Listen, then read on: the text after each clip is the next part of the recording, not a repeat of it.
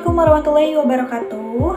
Halo teman-teman semuanya, perkenalkan nama saya Hana Perceka Istri Priangan dengan NRP 214030019. Teman-teman, di video kali ini saya akan membahas tentang penawaran input yang meliputi pandangan Islam tentang input dan kerja beserta fungsi penawarannya. Untuk itu langsung aja ke pembahasan, check it out. Nah, apa sih penawaran input? Penawaran input adalah jumlah barang atau jasa yang tersedia di pasar untuk dibeli oleh konsumen atau masyarakat. Penawaran input ini dipengaruhi oleh kondisi permintaan dan penawaran output.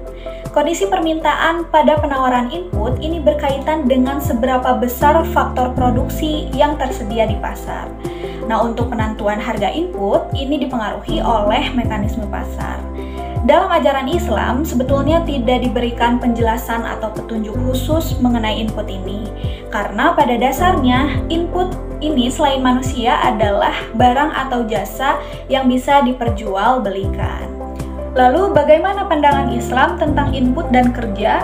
Nah, menurut Islam, dalam mengelola input yang ada itu, seseorang dituntut untuk mendapatkan maslahah yang tertinggi. Begitupun pada setiap orang yang memiliki input sumber daya alam, modal, kemampuan, atau tenaga, maslahah tetap menjadi tujuan utamanya. Islam memandang bahwa kunci dari pemanfaatan sumber daya yang ada itu adalah dengan bekerja. Bekerja di sini bukan hanya sekedar bekerja mendapatkan upah, tetapi maknanya jauh lebih luas daripada itu. Bisa kita sebut bahwa bekerja di sini adalah sebagai amal. Oleh karena itu, Islam memandang bahwa bekerja bukan hanya sekedar aktivitas duniawi saja, tetapi bekerja adalah usaha atau sarana untuk mencari penghidupan dan mensyukuri nikmat yang telah Allah berikan kepada makhluknya. Dengan begitu, manusia wajib untuk bekerja. Apapun pekerjaannya, dengan bekerja manusia akan memperoleh kemaslahatan. Dengan mempertimbangkan waktu yang mereka lakukan, tidak lebih condong kepada aktivitas yang tujuannya untuk bersenang-senang. Karena pada dasarnya manusia itu untuk bersusah payah atau bekerja keras. Selanjutnya, apa itu fungsi penawaran input? Nah, setelah tadi dijelaskan, pada dasarnya fungsi penawaran input ini adalah kita harus menyeimbangkan antara bekerja mencapai maslahah dengan kenikmatan hidup atau kemaslahatan minimum.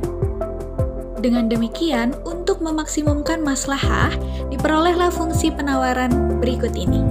Artinya, untuk mencapai maslahah yang maksimum itu sama dengan fungsi dari bekerja memperoleh upah, bekerja untuk diri sendiri, berkah yang didapat dari bekerja memperoleh upah, dan berkah yang didapat dari bekerja untuk diri sendiri.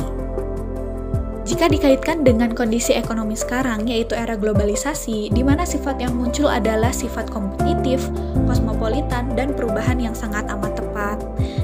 Kita ambil satu contoh di mana bisnis yang termasuk ke dalam ekonomi Islam, menurut saya adalah bisnis waralaba atau franchise.